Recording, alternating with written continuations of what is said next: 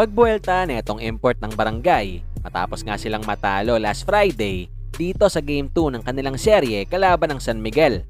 Yan matapos mang ilike ang video na ito, mag-subscribe sa ating channel at pakidamay na rin ang ating opisyal na Facebook page.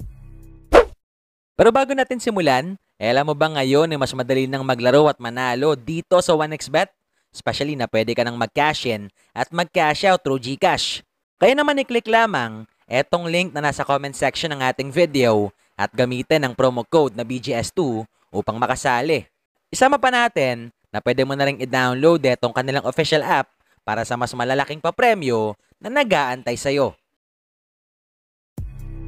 Last Friday nga mga bulero, alam naman natin na opisyal lang naganap itong ikalawang araw ng PBA Semis.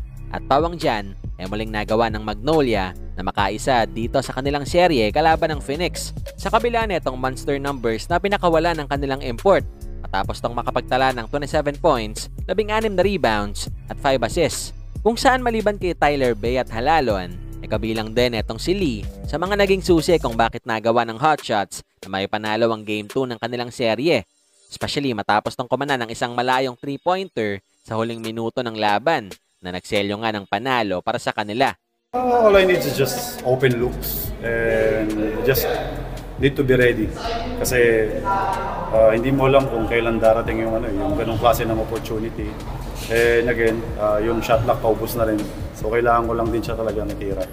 And ang maganda lang is nagkaroon ng I don't know bakit siya nag-help dun papunta kay Mark.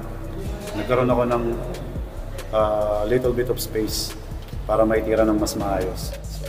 Samantala sa kabilang banda, maliban nga sa Magnolia, sa araw na yan nagawa rin ng San Miguel na may panalo itong Game 2 ng kanilang serye kalaban ng Barangay. Matapos maling pangunahan ni Boatwright ang ballgame na tinapos ang laban na may 38 points at 9 na rebounds.